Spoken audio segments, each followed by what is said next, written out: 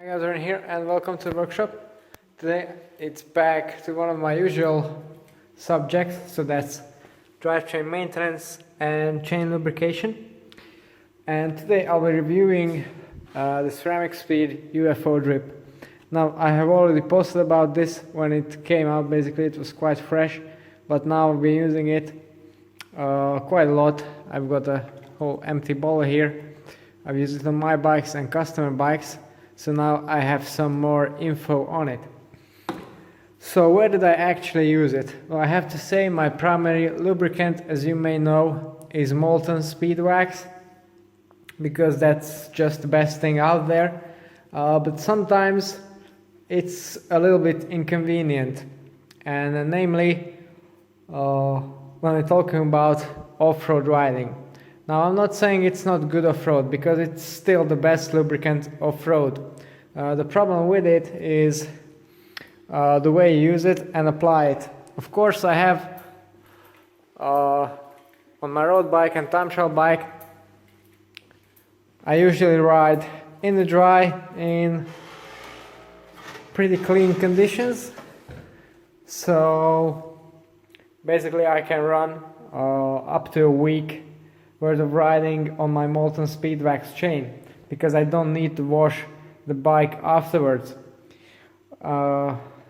Whereas on a cross bike and on a mountain bike I've just shown you, it's a bit different, because there basically, if you want to have them properly maintained, you have to wash them after every ride.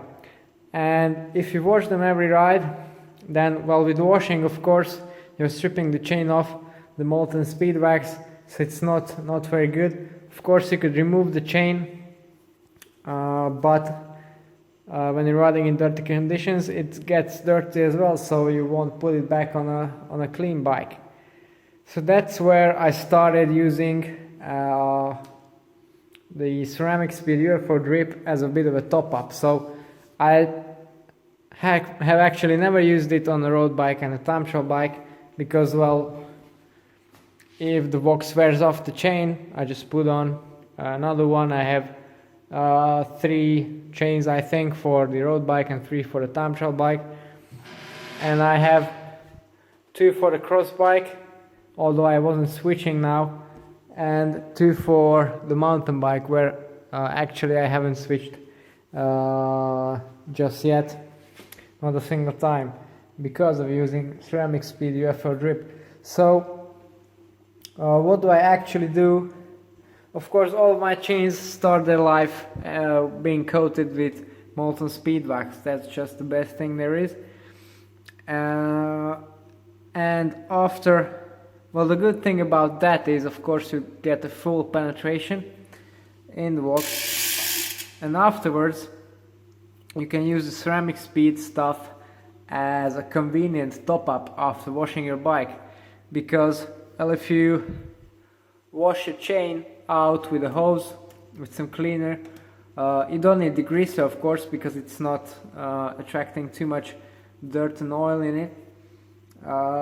So yeah, just washing it with water, but afterwards it's a bit dry, so you can go around with the UFO drip and you get basically the same amount of performance as you would have from just a fresh Molten speed wax chain.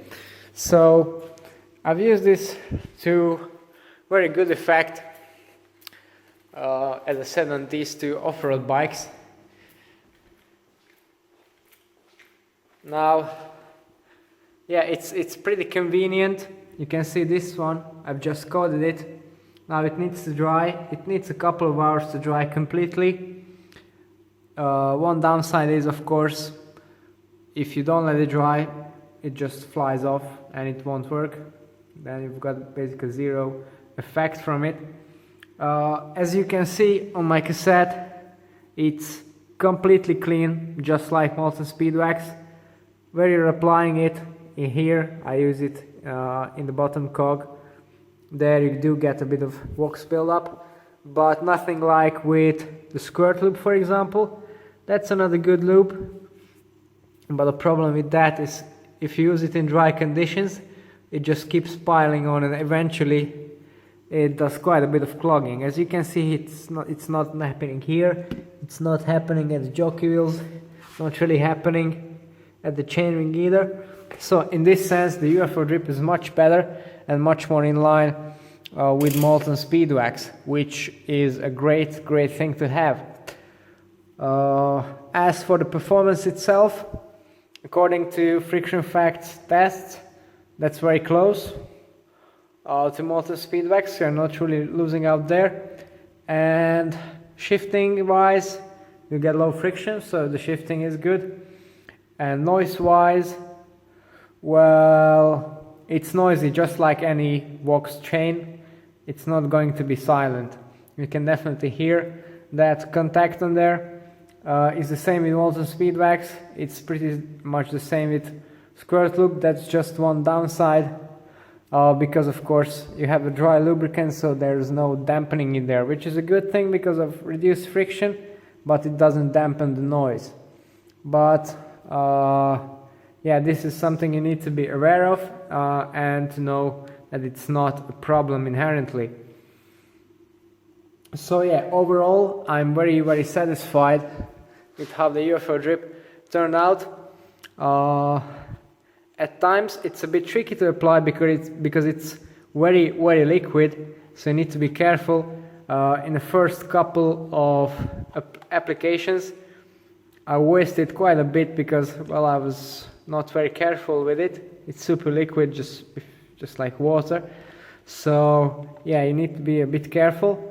And the biggest downside, I think, is the price. Now for price of this bottle, you can buy basically a kilo of Molten Speed Wax, more or less. And yeah, that's going to last you a lot more than this.